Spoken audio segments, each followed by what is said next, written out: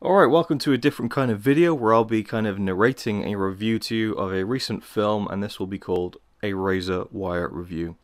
How original. Anyway, let's get right on with it. Mad Max Fury Road. So the hype surrounding this film just a week before its release was unbelievable. 10 out of 10 scores across the board, perfect ratings on every movie critic site around, and a unanimous decision from film fans that this was an action masterpiece. So after initially being mildly interested in the film, from the explosion-filled, car-spinning trailers, I was now very intrigued to see what all the fuss was about. It can't be that good, can it? Well, it wasn't. Of course, this is also subjective, but for me, it wasn't quite a full marks kind of film. That being said, it was incredible. The kind of action film that just doesn't come around every summer, not even every 10 years. The story is very simple and threadbare as we follow a whole host of characters across an epic chase through a post-apocalyptic wasteland. It's worth noting though, I've never seen the original Mad Max film starring Mel Gibson and also directed by George Miller, so I have no prior knowledge of the character, the tone, or the setting. The chase begins when Charlize Theron, who looks awesome as the skinhead, war-rig driving, one-armed rogue known as Furiosa, turns against her leader. In a world where water is sparse, a figure known as Immortan Joe controls the people with his supply of what he calls Aqua Cola. Working for Joe, Furiosa decides to abandon her mission and takes his many wives, or breeders, with her in the hopes of finding the green place where she was born. Immortan Joe doesn't take too kindly to this act of treason and takes off into the desert himself with a veritable convoy of trucks, all designed for war, death, and destruction. What follows is a movie-long chase that's not too far removed from Buster Keaton's The General from 1926, which is an overused comparison at this point, but it's one of my all-time favourite films, so had to name-check it, where the story is constantly dictated by the actions on screen. People have both praised and criticised this film for having very little dialogue and a thin script. I actually found there to be far more going on than I expected. The characters do have time to talk, albeit usually in very stressful circumstances. I found the construction of all the action scenes to be so impressive too, especially considering the amount of practical effects and stunts that were done for real, in camera. Compared to most films, sure it doesn't have as much dialogue, but there is plenty to go around.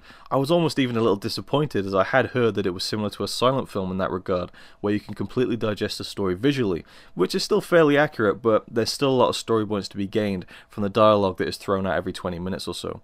It's very memorable dialogue too, especially from Nux, who has a lot of great pulpy lines that Nicholas Hoult manages to deliver with such devout, maddening sincerity that they actually work.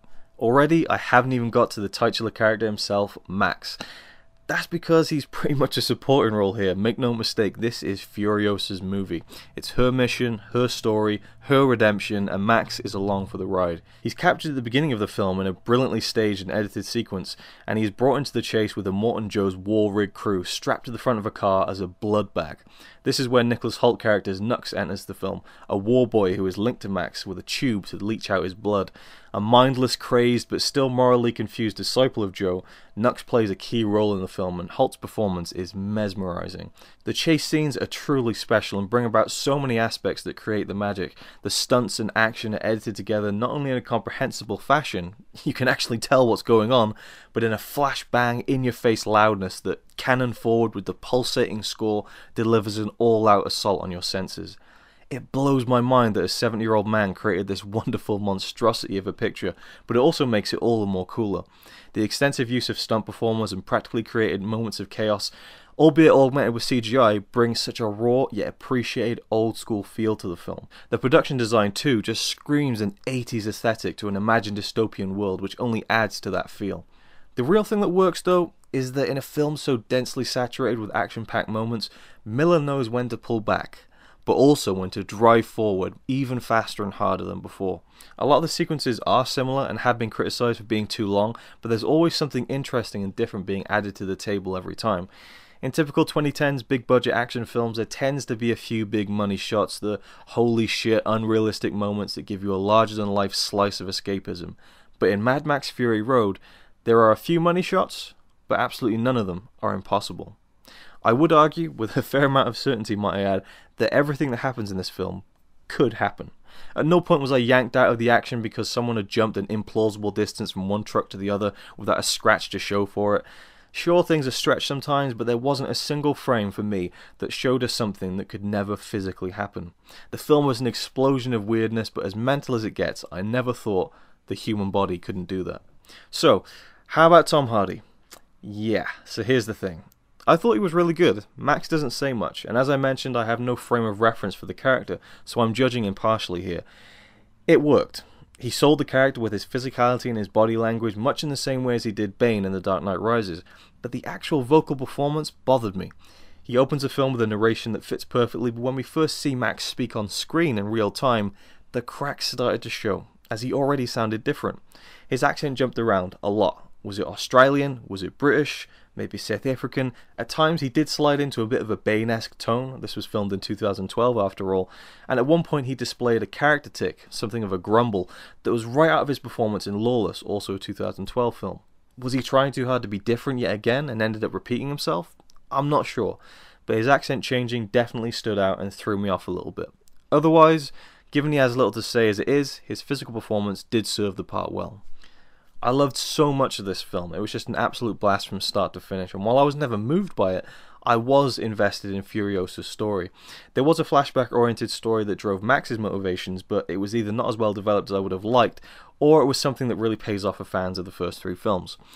So ultimately, my only real gripe is all down to Max himself. I even found Immortan Joe, who has very little to say or do but drive across the desert in pursuit, to be a more compelling character, which was mainly down to the way he was revered by others in the film through his power and the awesome costume makeup design.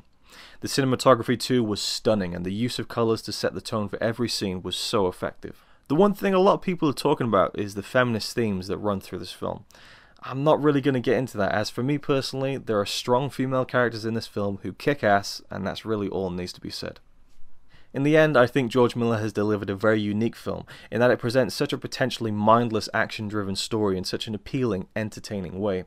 It certainly lived up to almost all of the hype, and has to be one of the best action films of the past 20-25 years.